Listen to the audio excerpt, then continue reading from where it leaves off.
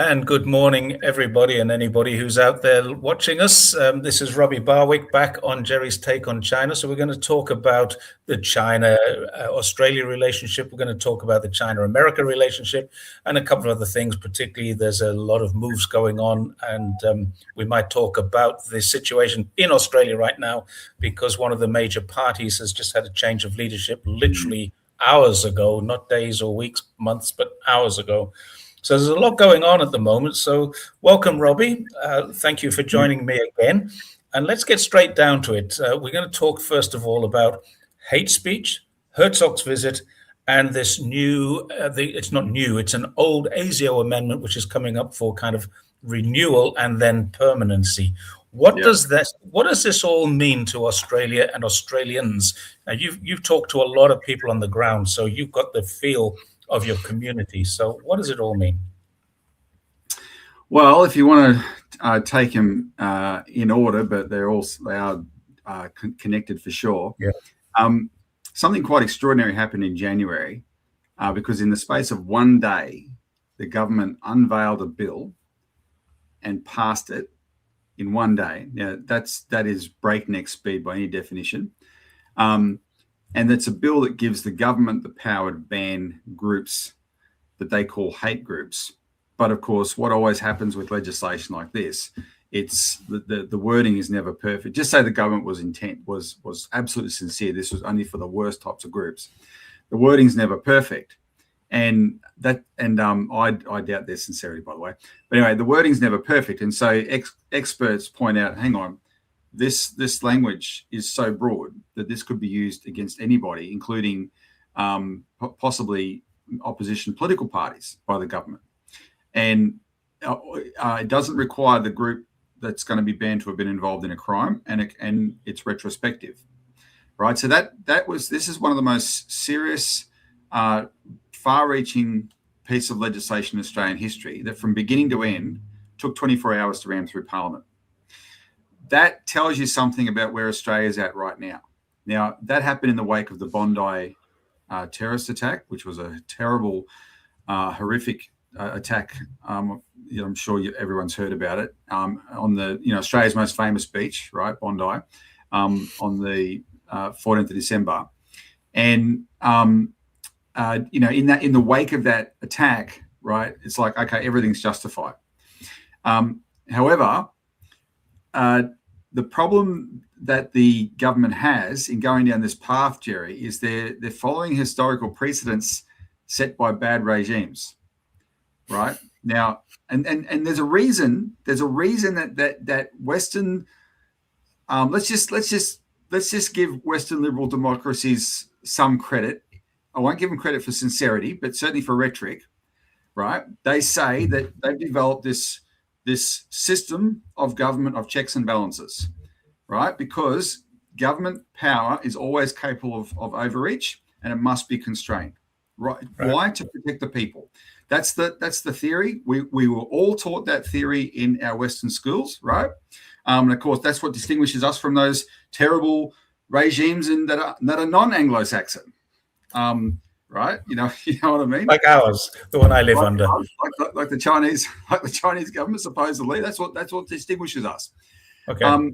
Yet when it's we have just followed this path now, and what are the precedents? Well, let's be frank. One of the precedents is 1933 in Germany. The Reichstag fire was burnt down. Hitler turned up on the spot. History records the fire was probably lit by Hermann Goering, right? His henchman. Hitler turns up on the spot, says, we're under attack. We must protect the German people. Give me emergency powers. I will only use them temporarily to protect the German people. And he was granted those powers democratically. And what happened? The rest was history, right? Yeah. So we have just replicated that type of way of legislating. And it's really, really disturbing. But it was done in the context of Bondi. Now, of course, Bondi was an attack on a Jewish community event, Hanukkah, and so then that becomes part of the discussion. And there's been this incredibly one-sided reaction without in any way intending to undermine the seriousness of the fear and trauma and terror experienced by the Jewish community. Nevertheless, there's been a completely one-sided reaction where people, and especially the conservative politicians, seized on the Bondi attack to conflate the 2 years of protests in Australia about the mass slaughter of innocents in Gaza with anti-Semitism and somehow creating the climate for this attack in Bondi. Whereas the Bondi attack was perpetrated by known ISIS sympathizers who were known to be sympathizers of ISIS long before October 7, 2023, long before, right? They were investigated by ASIO in back in 2019. Now, let's just as a quick aside here for the sake of our Chinese viewers, if they're sympathizers of ISIS, they're also sympathizers of the East Turkestan Islamic movement and the Turkestan Islamic Party, which is probably the same thing, right? In other words, the people who committed terrorist attacks in Xinjiang that the Chinese government had to crack down on. So their sympathizers have just slaughtered 15 people in Bondi. Which are still, and there's another addition to that point, that group, the East Turkestan Islamic Movement, the ETIM, is still in Australia a recognized terrorist movement. It is still in the United Nations a recognized terrorist movement. And Mike Pompeo took them off the US register. I think it was on his very last day or the day before his last day in office as the Secretary of State. So that was a very big convenience for them to be taken away from the American register, but they are still in Australia and the United Nations a recognized terrorist movement, as is ISIS. Exactly.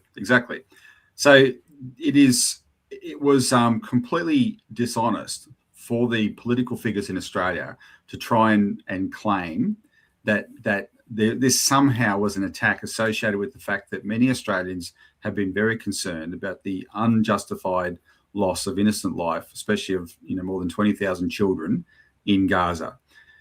But in the climate that was created, our Prime Minister, who has proven to be an incredibly weak character when it comes to being a leader of Australia, he was in placate mode, and part of what he did was he invited the president of Israel to Australia to, in his words, comfort the Jewish community. Unfortunately, Jerry, he actually said something that in a radio interview, and I understand you and I do these kinds of things. We know when you're talking off the top of your head, right? Sometimes you're capable of not choosing your words very well. He actually said that the President Herzog was the head of state of the Jewish community, and they wanted him to visit. And that was an extraordinary thing to say, because he's not the head of state of the Jewish community. He's the head of state of Israel. That's it. But it was something he said. There's a certain expectation that seems to go with that. And what he ended up doing was bringing in, at a time when he was preaching social cohesion. Come on, let's calm down. We need social cohesion in Australia. He ended up bringing in an incredibly divisive character, because Herzog, if he hadn't have done it, maybe the protest wouldn't have happened. But Herzog, early on in the attacks on Gaza, openly was filmed and photographed signing the bombs that were sent into Gaza that killed thousands of innocent people. He signed them, right? And so this is, what you have here in Australia is a protest movement that says, hang on, are you saying that the lives of Palestinians are worth less than the lives of Israelis or Jewish people, right? That's the question that's being asked. But then that led to some extraordinary policing scenes, which you would have seen some of them on the streets of Sydney, and it has not contributed to social cohesion whatsoever. It's done the opposite, in fact. Of course, and predictably so. But it's funny. When I say funny, I'm not trying to make light of it. It's funny in the sense it's ironic that there was this sense straight after Bondi that the way that the media and the the major political parties were seizing on the Bondi attack to assert the morality of their position over the rest of Australia. Anyone who dares to speak up for Palestine, etc.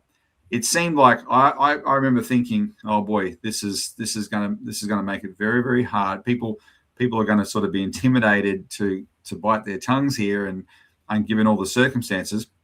But we're living in interesting times, because within less than 2 months of that whole all it's done is provoke a bigger reaction.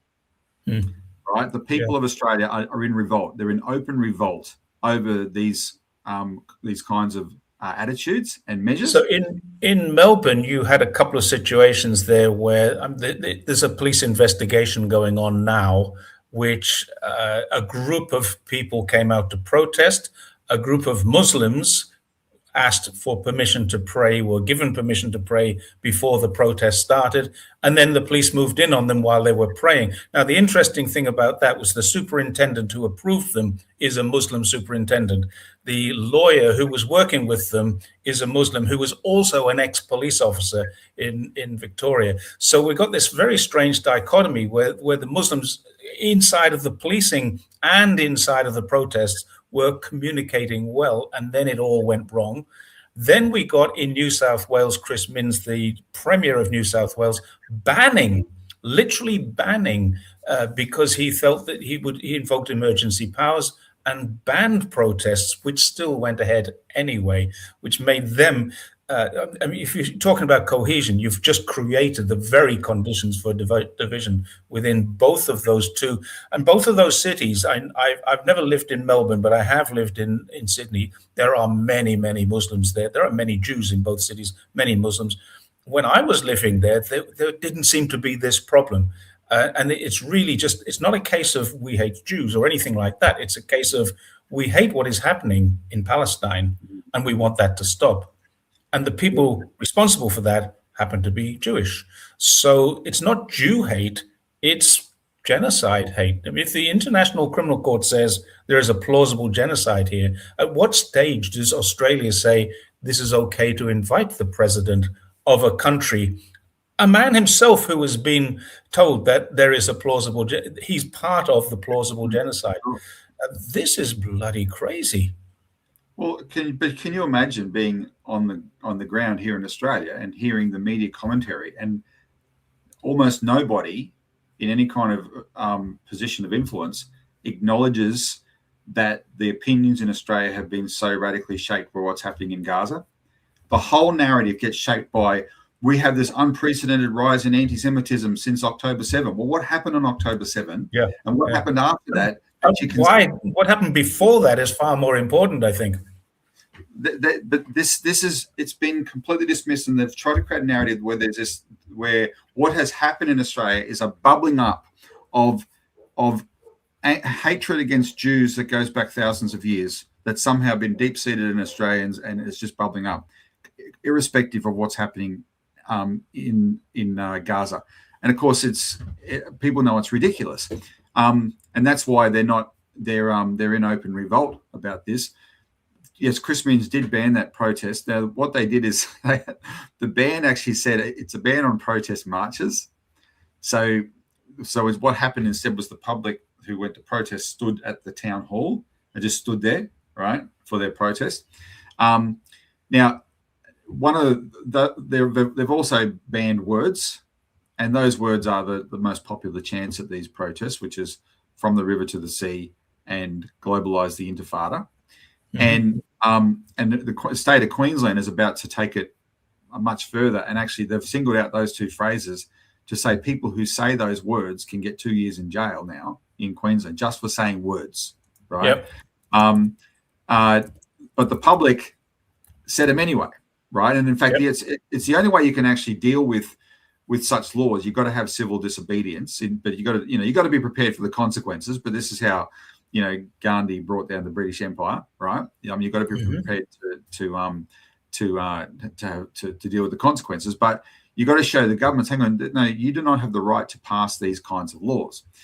And then not to change the subject, but I just want to mention here, this is also the context in which right now the government is trying to put through this law on security, which we'll talk about at more length. But it builds on these other extreme laws that's passed, and it turns Australia into a permanent police state where we're losing our freedoms very rapidly. I wanted to bring this up because you and I both saw this, and I noticed you reposted this on Twitter. This is from the river to the... Yeah, Kenneth Roth is someone that I think I have probably agreed with twice in my life, and on both occasions it was something related to Israel. Kenneth Roth is the former CEO of Human Rights Watch. He's an American. He said he mentions that shouting from the river to the sea is actually an Israeli chant, that if they ban it, they're actually banning a pro-Israeli chant. Yep.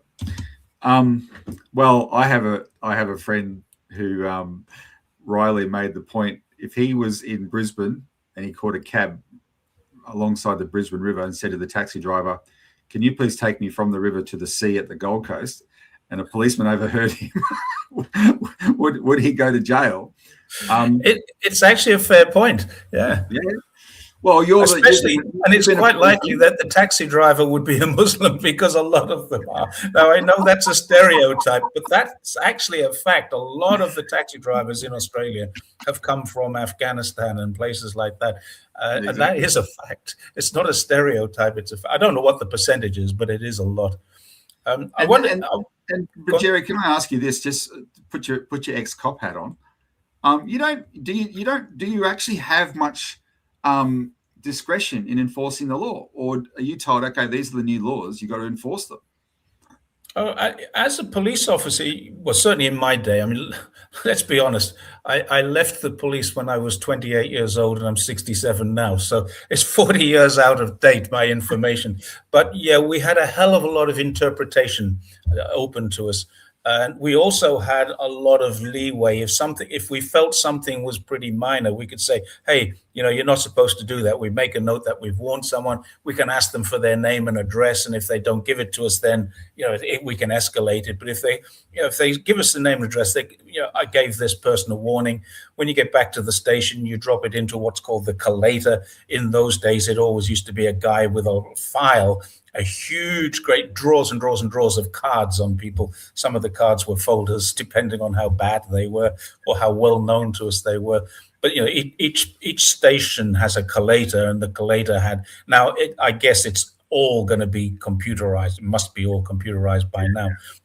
But yeah, we had a lot of leeway. If we saw someone speeding, and they might be doing 180 in a 60 or be 30 mile zone, and they might be doing 80 miles an hour. It's way too fast, but there was no actual danger caused, so you just give them a warning. So there's that kind of leeway on whether or not an offence needs to be reported.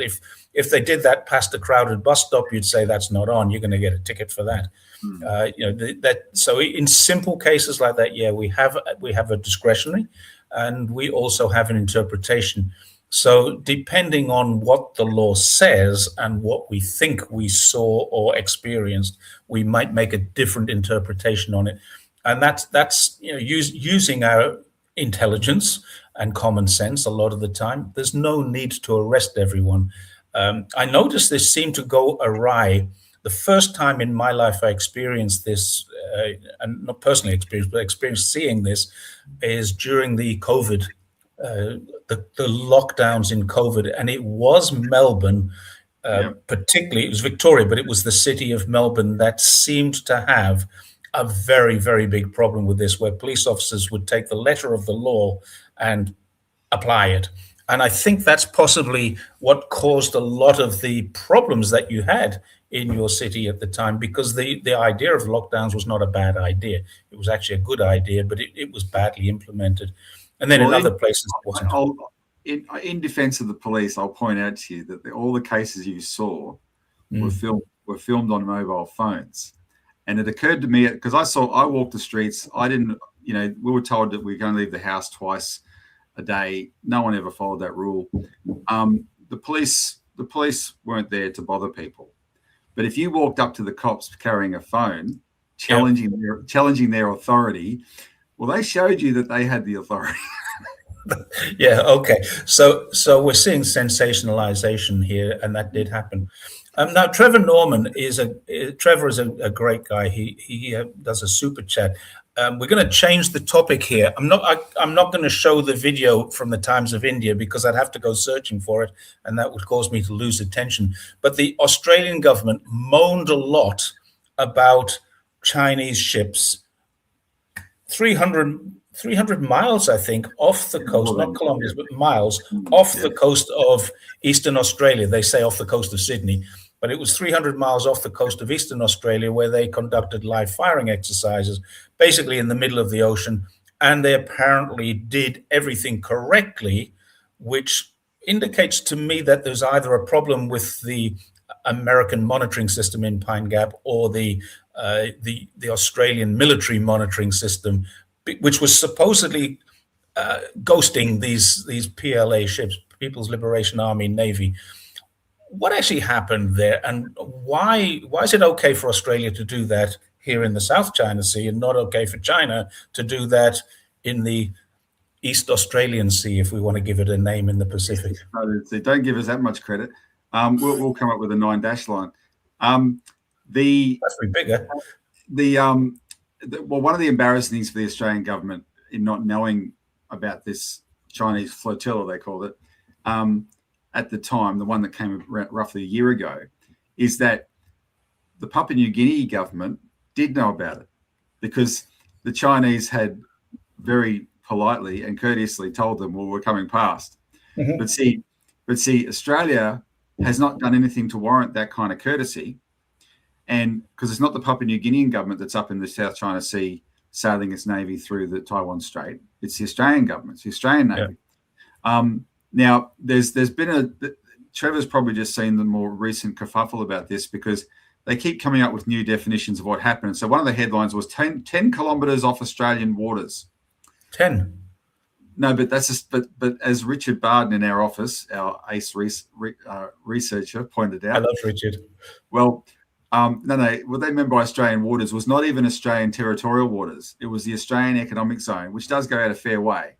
And so in actual fact, it was way more than 300 kilometres from Australian territorial waters. Sorry, 300 miles from Australian territorial waters. It was just close to Australia's economic zone. And they weren't doing anything that was relevant to Australia's economic zone. The Australia's exclusive economic zone just relates to, whatever pearl diving or whatever we claim we have the right to do there, right? Or exploring for oil. The Chinese were doing their thing. They were on the high seas. That's the definition of where they were. They weren't even in the East Australian Sea. They were on the high seas, and they had every right to be there and do what they did. Now, we did a very interesting article about it, and it was done by another one of our contributors, Marcus Rubenstein. Hello, Marcus. And so Marcus is a good journalist, and he dug up a couple of interesting facts. That the time before this incident, when the Australian Navy sailed through the South China Sea, the Australian media didn't even report it. It wasn't even news down here. That's how much it's a matter of course. Our activities up in the South China Sea provoking China. But there was also a case. So then the scandal became, well, hang on, they didn't give us notification that they were doing this live fire exercise. And that could have been dangerous. Well, except they did, and even if you go by the story that the media said, which was a Virgin Airlines flight going over to New Zealand, heard the warning from the Chinese ship that they were about to fire. Well, there was an incident a few decades ago where a Qantas flight to America had to reroute. Because American warships were doing, unlike the Chinese ship, just doing something at surface level, right? Not firing in the air, just doing something at surface level. American warships between Australia and Hawaii were doing serious firing exercises, did not give any warning. And at the last moment, our Qantas flight was notified and had to do a massive detour around America. So it's one of those things that, whenever it's reported, it's as if China is the worst country in the history of the world that does things no other country will ever consider doing because we're so polite, we're so nice, etc. And it's always a precedent, Jerry. Always a precedent. Yeah. So I know you don't think much of him, but Albanese actually got onto the media and in an interview said, they haven't done anything wrong. We wish they hadn't done it, but they didn't do anything wrong. What they did was well within their legal rights. So that was something that that upset a lot of people because I was getting, at the time it happened, I was getting lots of comments, but China's invading Australia type of thing. And I said, well, your prime minister doesn't believe so. Neither does your defense minister. When you observe, I don't think much of him. Understand where I'm coming from. I call him weak because I know he knows these things, right? He just doesn't. Every now and then you see a flash of it. He asserts the truth. And that was a day I applauded him because he did assert the truth right in the face of the media. And it said, we're up there. We are doing it to them, right? So, as long as they're abiding by international law, and even Richard Marles, who's a much worse character than Albanese, the defense minister, even Richard Marles actually had to say the same thing.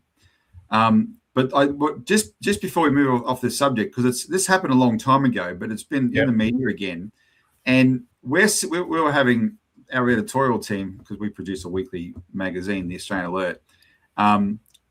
We were discussing this, and there's definitely, for whatever reason, the Australian government has largely stabilised the relationship with China.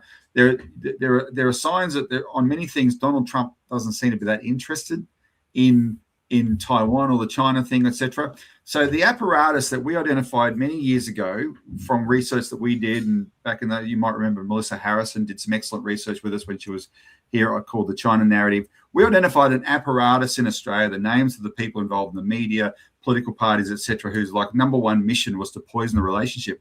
That crowd has been in real agitation mode just in the last period, as if they're trying to compensate for what is like a sort of a lull in the fear and hatred start. The same thing is happening with IPAC in the UK as well, and I think part of it is a few weeks ago. Albanese was somewhere in Oceania, one of the island nations, Pacific Island nations, and he said that the port of Darwin will be coming back to Australia. And he didn't actually say when. He could have meant in 88 years' time, which is true because it is coming back in 88 years' time unless they renew the lease. But the indicator was that the government are going to take it back now. I just did a video on this a couple of days ago. It did quite well, actually, 20,000 views, which is pretty good for me.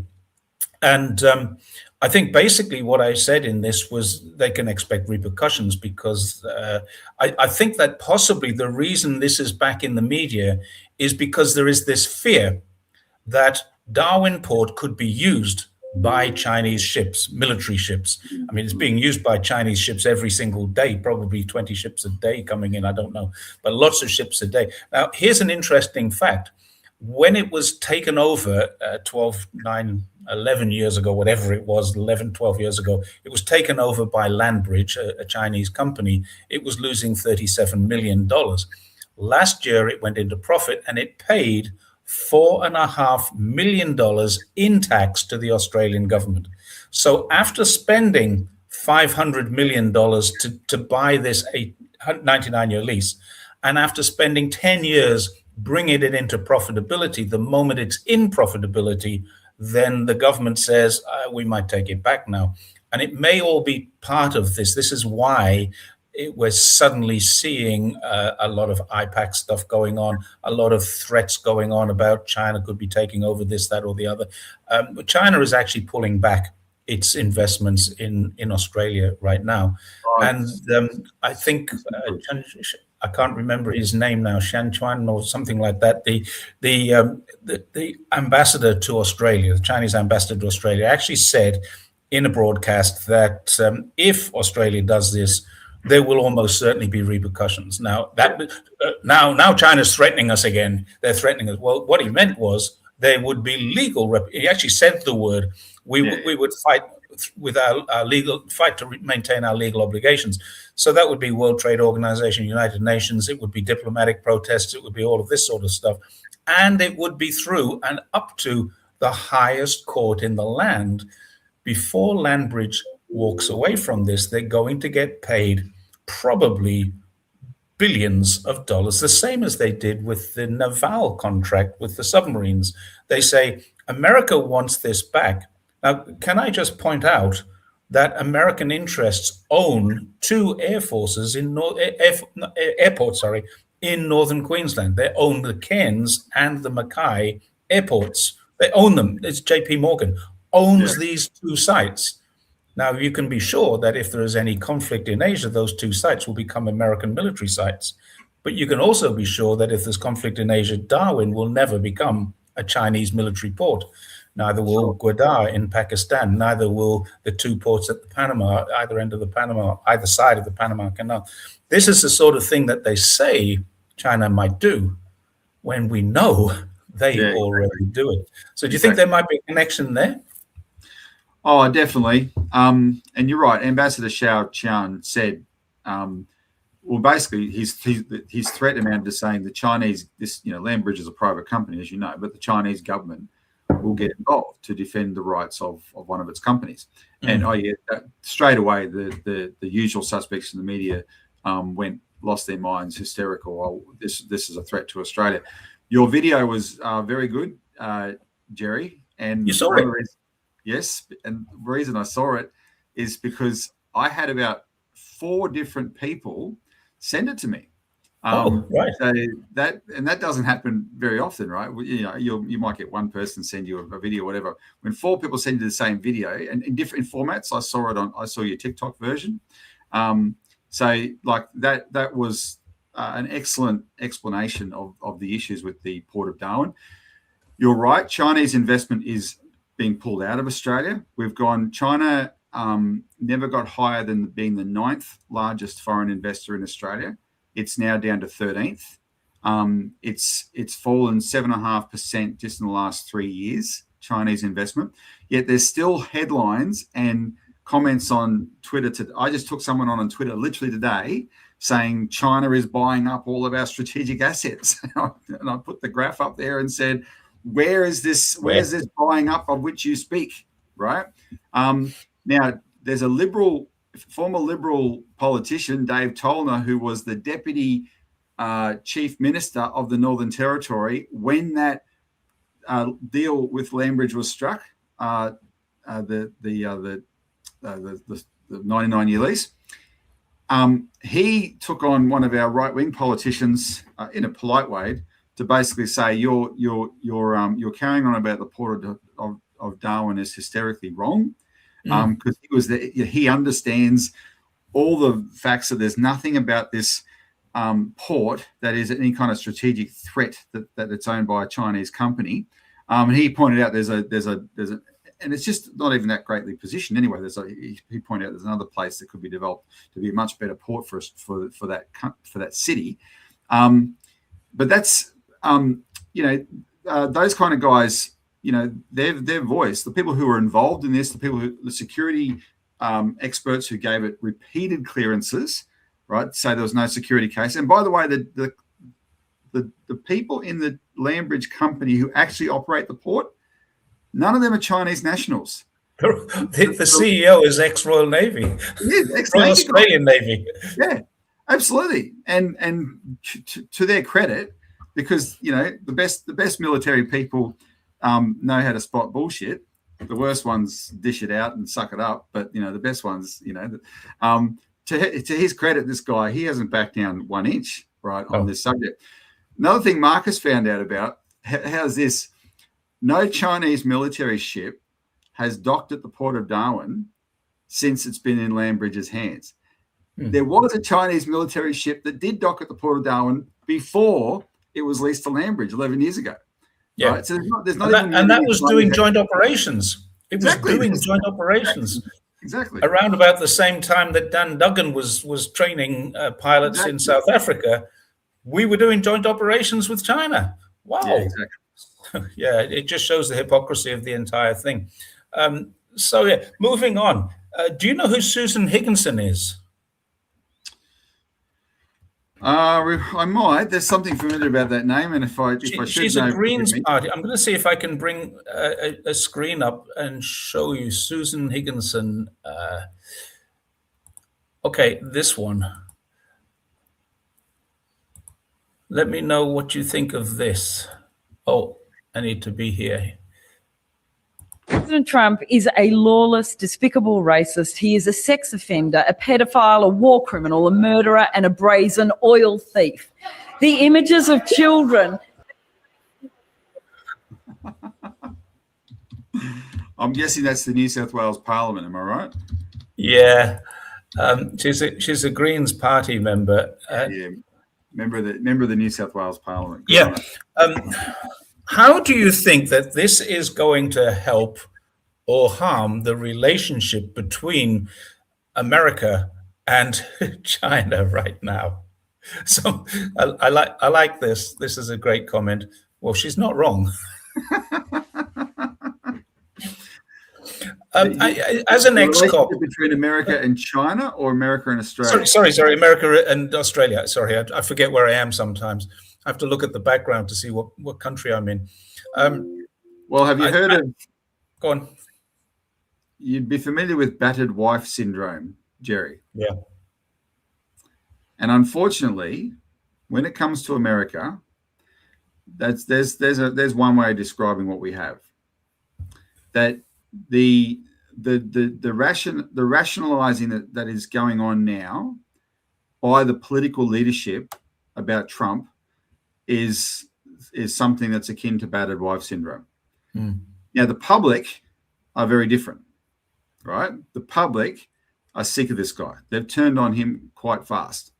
I mean, majority of them. You know, there's a faction that hasn't, of course. They sort of Trump's bombast appeals to them. We've had a big campaign in Australia to whip up anger at immigration here, and so that sort of ties in, you know, ends up lending support to what Trump stands for. But in general, just the way Trump treated Australia from the moment he came in. Remember, we are America's most loyal ally. We've fought alongside them in every single war in the 20th century, and now the 21st. We have a free trade agreement with the United States since 2004, right? Mm-hmm. We have a trade deficit with the United States. America has the surplus in our trade relationship, right? Yet, despite those three things, and in terms of the free trade agreement, it being illegal, Donald Trump slapped tariffs on us anyway, right? And so, how did the political leadership of Australia respond to that? Oh, look, he slapped the lowest tariffs on us. And right? Albanese went over for a selfie. Well, more than a selfie, he went over there with 2 trillion Australian dollars that he's given to Donald Trump. From the superannuation fund. Superannuation. And this is truly alarming. Kevin Rudd is the biggest brown noser in the political history of Australia. Nobody could brown nose like Rudd. And so and you just got to look at Kevin Rudd's tweets as the Australian ambassador to Washington. That's where it all hangs out. Our superannuation money, and for those who don't know, this is the Australian pension fund system. We call it superannuation. It's on track to be the second biggest in the world. There's about $4 trillion Australian that's under management. Half of it is being handed over in the form of we will be encouraging Australian superannuation management companies to invest in American assets in America to make America great again.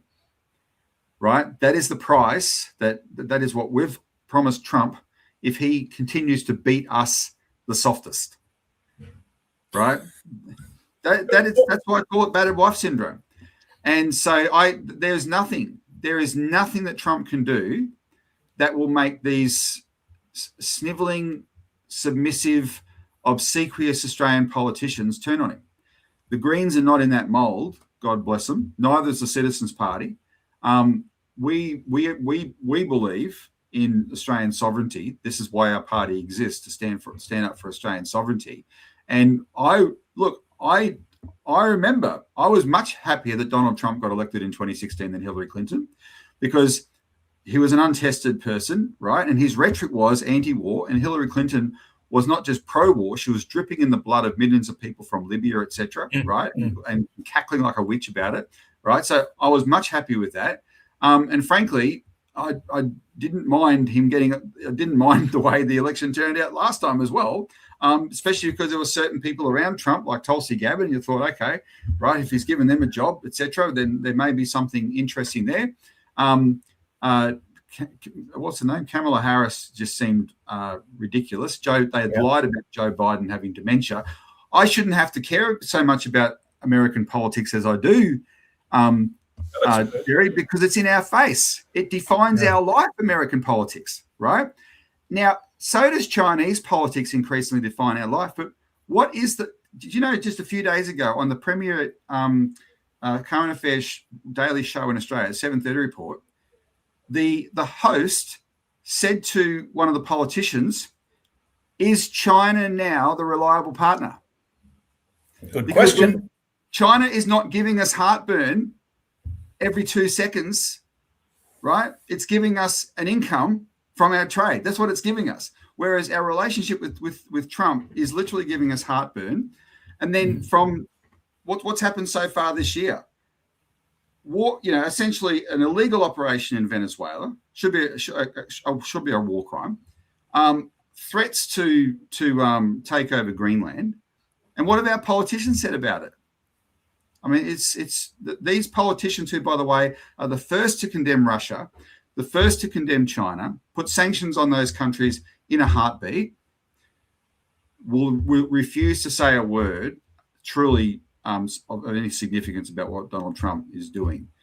And so what we have to change that at a population level. We have to get people to vote differently, vote for politicians who truly represent the principle of sovereignty in Australia, so that we can right that relationship.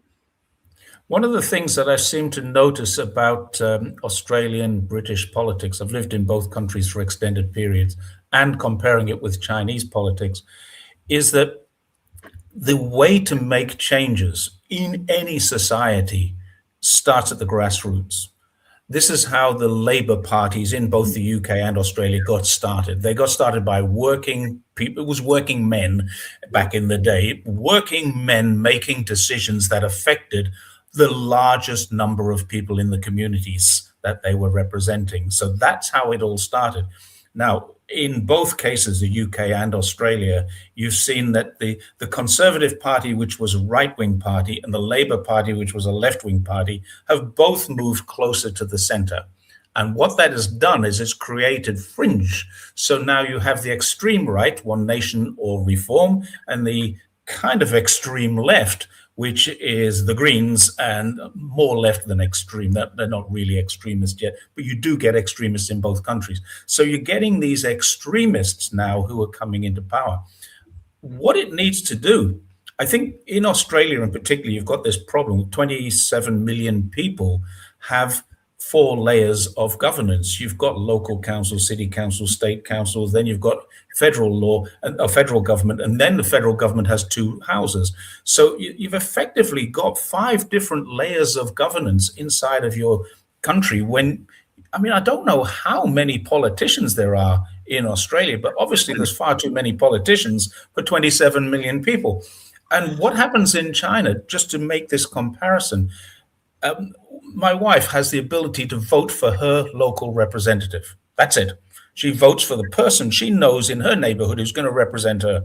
And she doesn't bother to vote. Her sister does, and her mother does, and her father does, but she doesn't bother to vote because she has to go to another place to vote. So it's too much. We don't have mandatory voting. But she can vote for the person to represent her at that level.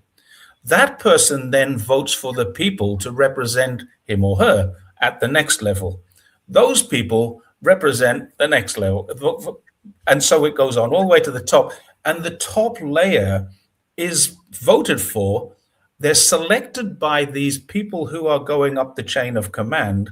And then they are elected by the National People's Congress, who are all elected from the grassroots. So you've still got grassroots. And the way China does it, my experience of Chinese politics is that they tend to the little things. Once the little things are working, they say, well, let's put this up to the national level or the provincial level. So the village might do something. The town says that's good. The town takes it on, and then the province says that's pretty good. The province takes it on, and then the National People's Congress get this thing, whatever this policy is, pushed through there. This is a good idea. This is how things change. And this is why you have a 95% plus popularity or satisfaction rating, not necessarily popularity, but satisfaction. 95%. You walk out into any street in China, and you've done this, I know, and just ask people how they feel about their government. Oh, yeah, they're all right. Ask them if they want to change to a dual party democracy. There will be not one person say, oh, yes, please, let's have some of that. We deserve that.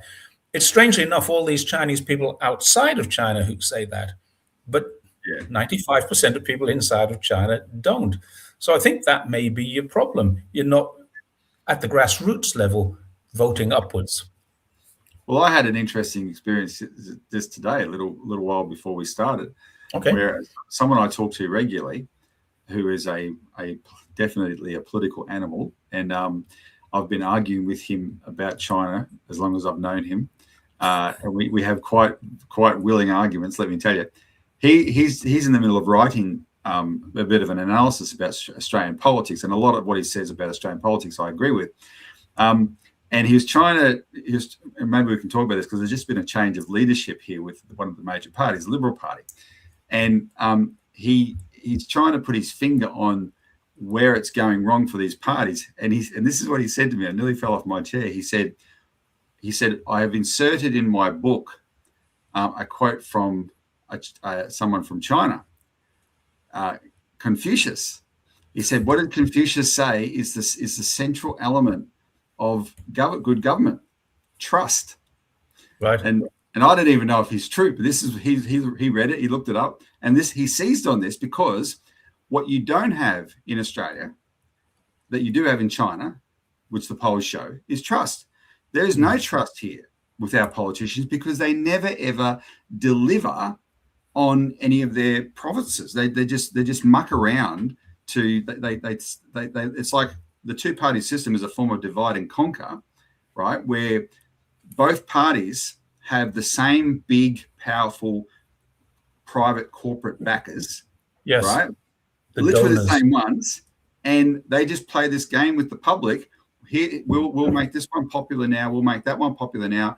You will always get a raw deal. We will always profit, and trust in government in Australia is fundamentally broken, and that's why these major parties are scrambling to find a footing of any kind of support in the public. Yeah, they need to go back to no corporate. I mean, that's another thing in China. It is illegal for a member of the National People's Congress, a member of any of the levels of Congress, it's illegal for them to accept any form of payment. So in each village, right at the grassroots level, in each village, you have a village head and you have a party secretary. Now, they can be the same person. The village head does not have to be a member of the party, but the party secretary must be. The party secretary is in charge of the party for that village and that town and that city. And Xi Jinping is a great example of this. This is how he got started. He became a village supervisor, but he was never a member of the party until he came back to Beijing after his time in the country where his family was struggled against in the Cultural Revolution. So he had a tough life, a very tough life. He had to go out into the countryside and work the fields, till the fields and dig trenches and stuff like that.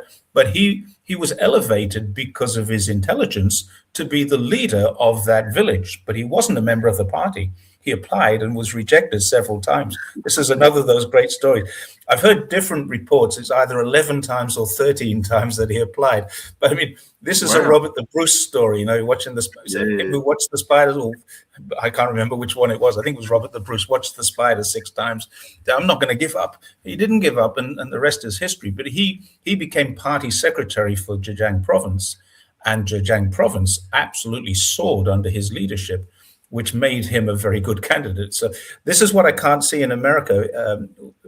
People say, Gavin Newsom would be a great president.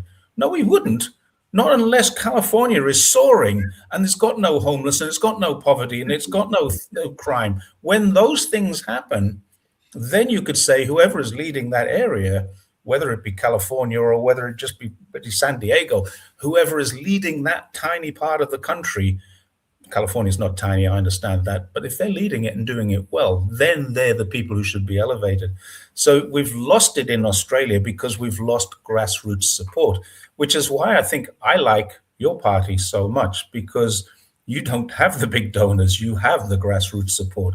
And I think that's something that it does make it very hard for you to get a leg in, but it does make you a reliable and trusted group of people. So there's my little plug for the Citizens Party. Thanks, Jerry. Yeah, you're welcome. I wanted to keep this to about an hour, and we've got about 10 minutes left. There's one other topic that I wanted to talk about with you. David Pocock was in I think it might have been a Senate hearing, but David Pocock is a member. Is he a member of Parliament or a senator? I'm not sure. Senator. He's a senator. He's a former rugby player, right? Yes. Yeah. So rugby is the sport of intelligent men, at least when they start. That's right. At least when they start. Usually they finish up with concussion and they're not too smart afterwards. But he is a very smart guy, this guy, David Pocock.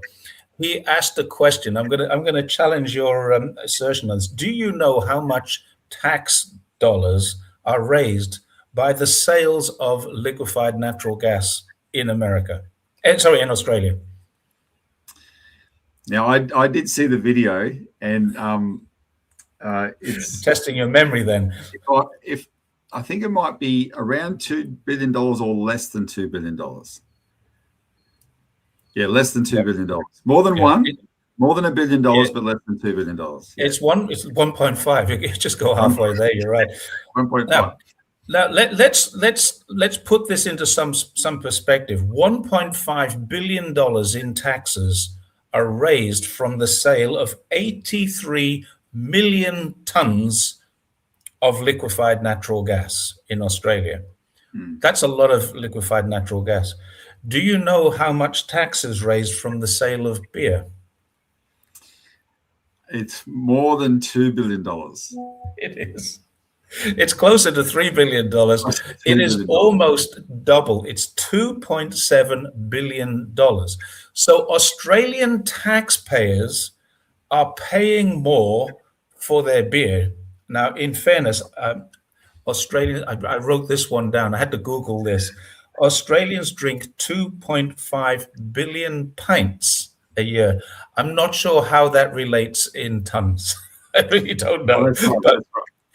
Australians do drink a lot of beer. 80% of Australians drink beer. Males and females are beer drinkers. And I mean, that's normal. There's a lot of beer and wine drunk in Australia. But $2.7 billion of tax is raised by people who are paying taxes and drinking a beer. So they're paying taxes to drink a beer. They're paying taxes on the income that they get. So they're being double taxed there. They're paying VAT, alcohol taxes. They're paying all sorts of different taxes. And their company is paying payroll taxes to the state. They're getting paid an income and they're paying income taxes on that. And then they're paying for their Medicare and their superannuation and social securities and all that sort of stuff. And they're paying $2.7 billion extra to have a beer or two. The corporations exporting the gas don't. They're Americans mostly, North American, some Canadian, some American, some British, some Dutch, but they're not Australian companies, and they're paying $1.5 billion in tax. 80% of all the liquefied natural gas in Australia is exported, and now because they export 80% of it, they're having to import it back and pay taxes on it. Yep. What's going on here? Well, so a year or two ago, I saw another comparison, and this was because Australia ranks up there with Qatar and the United States as the world's biggest gas exporters, and America is only recently on that table because thanks to the Ukraine war, and America's extortion of Europe after blowing up Nord Stream 2. Making Europe buy American gas. So for a long time, it was Qatar and Australia were the two biggest gas exporters. Mm-hmm. And in the same volume of exported gas that Qatar, the government of Qatar made $26 billion, Australia made $800 million. 26 billion Yeah, and from the same 800 volume. million, so less than 1 billion. Less than 1 billion from the same volume as what Qatar made, 26 billion. Now, that allowed Qatar to do things like pay for the hosting the World Cup, Yeah. 5 air-conditioned stadiums in the desert, right? Mm. They were pretty impressive stadiums if you watch that World Cup. In Australia, we're giving it away, and this is just one example, but it's a pretty glaring example of what is at the heart of the problems in this country, which is that when you could actually say in the same period, Jerry, that when Deng Xiaoping took China from being a closed command economy to open up to be an economy where it was a mixed economy, a lot of free enterprise on the ground, right? But where the government kept certain controls as it should. We went from being a mixed economy in Australia, where you had plenty of free enterprise, but the government made sure that our infrastructure and services were all taken care of, to one where we privatized everything and handed it over to corporate interests, so that now every sector of the economy is dominated while the public are in a cost of living crisis. The cost of living has never been more expensive. The real wages in Australia in 2026 are back at 2009 levels because of this cost of living crisis. It's unprecedented. Such a plunge in real wages is unprecedented in Australia's economic history. In that same period, we have every sector of the economy is dominated by a handful of corporations that have never made more profits, starting with banks, insurance companies, gas companies, electricity utilities, supermarkets, retail, anything you can think of. Logistics. This is Australia, completely controlled. And it's not each of those sectors, there's not free competition in those sectors, right? When you only have 2 or 3 companies or 4 that dominate each sector, they don't even have to break the law by meeting up in dark alleys and colluding on price fixing. It's easy to do. You just look, you just sort of who goes first, etc. Nudge, nudge, wink, wink, etc. And this has become a completely rigged economy. And the gas thing is, I mean, I liken it to, if you know some Irish history. Remember the Irish famine, 1845 to 1849. Yep. Ireland lost 4 million people, 2 million starved, 2 million emigrated. Ireland's population today has not recovered back to its level in 1845. Wow. But you grow up being told that the people starved because of the blight and the potatoes all went bad and they couldn't eat. Whereas the true story is Ireland was producing an immense amount of food that was not potatoes, of all kinds of food, but the British Army was in Ireland guarding that food to get to the port, right, to be exported out of Ireland, regardless of the fact that millions of people were starving. And it's a bit like Venezuelan oil. Exactly. And in gas terms, we have done exactly the same thing to us. And then every time we talk about doing something sensible like a gas reservation scheme, where you say to the gas companies, no, you must reserve what's needed for domestic use first and then export the surplus. You know who screams the most about that? Not even the gas companies do, of course, but so does the Japanese government. The Japanese are our biggest customers, but they export more gas from their country than they import from ours. So they've become big middlemen, and they scream at they say that Australia is somehow undermining them if we go with a system that puts our sovereignty and domestic needs first. And the most obnoxious of the Japanese who do this is the former Japanese ambassador to Australia, Yamago Shimigami, who happens to be one of these right-wing extremist Japanese political figures who's close to the new prime minister, who are open war crime denialists. He should be someone that Australians hate because he denies what he did to our country in World War II, right? Yet he was good friends of all the big China-hating Australian politicians, and they allow him to insult our country every time we try and do something about this gas injustice. One of the biggest things I can't get over is Australia and Australians' lack of cognitive resonance, whatever the right word is, cognitive recognition that China has never been their enemy, it has always been their friend. And yet Japan and America, who are using, abusing, and have this abusive relationship, a battered wife syndrome. But Japan is the only country that's ever invaded. It's not the only country. Let's go back a bit further. Great Britain invaded Australia. Japan is the second country to do it. But Jerry, did you see Steve Bannon in the Epstein files? Several times, yeah. Talking about China, and I think this exemplifies what's wrong with a lot of Australians as well. In talking about China, he said, we beat them at Midway. So these people are such vicious, ignorant racists. They can't even tell the difference in historical terms between Japan, which was a threat, and China, which has never been a threat. Yeah, I mean, that I've heard that as well. You know, you invaded Pearl Harbor. Well, hang on a second. First of all, I'm British-born Australian. I'm not Chinese. I didn't invade Pearl Harbor. And why do you think China did that? People actually seem to learn this. Who's teaching them this stuff? Well, I think, you know, while China, countries like China, I know China's not the only one, but China's very good at it, puts a lot of emphasis on education. Culturally, our countries, our Western countries, have gone to the dogs, and our standards of education are very, very, very low. Did you see the latest rankings of universities? In the top 15, there's one American, one Canadian, and the rest are all Chinese. Yeah, I did. What does that tell you? Yeah. Well, it tells you. Anyway, you've got a value. Robbie, we've come to the end of an hour. I wanted to catch you while I know it's a busy working day for you, and I didn't want to take too much of your time, but I did want to cover these little points that we've covered: the hate speech, the ASIO security laws, those sorts of things. I wanted to talk about the Kenneth Roth thing, which we did, River to the Sea being perfectly normal phraseology in Semitism or anti-Semitism. I think we covered pretty much everything. So before we go, give the Citizens Party a little plug. Well, what I'd say, so is to take advantage of this, is we might even put a link below if you could. We have a petition campaign at the moment about these laws that the government is ramming through. One of them turns our security agency into a permanent secret police apparatus, which is quite alarming.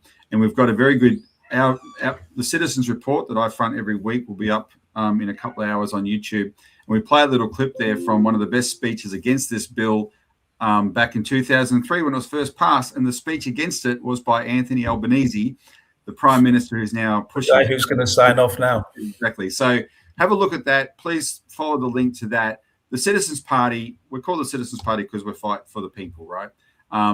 And that is all people. And sometimes I wish we'd call it the All Citizens Party, but our name is registered as it is now.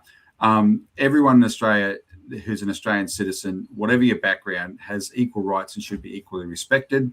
But we need an economic system that works for all. And that's what the Citizens Party tries to focus on. It's one of the reasons we admire China, because China works very hard to make sure it's economic. We seem to be losing you, Robbie, or maybe we're losing me. Okay. I have lost you. Look at the please, links. Everybody, after you finish watching, please give this a like, but also the description, and in the description I will put the link to Robbie Barwick's report, which is coming out in a couple of hours, and also a link to if you're in Australia, you can petition. And on that happy note, I think we best leave this, because we do seem to have lost Robbie, and I'm not sure that my signal is working all that well. So thank you everyone for joining us. Thank you, Trevor, for your super chats. Thank you. I'll see you all next time. Robbie, we nearly lost you. Sorry about that.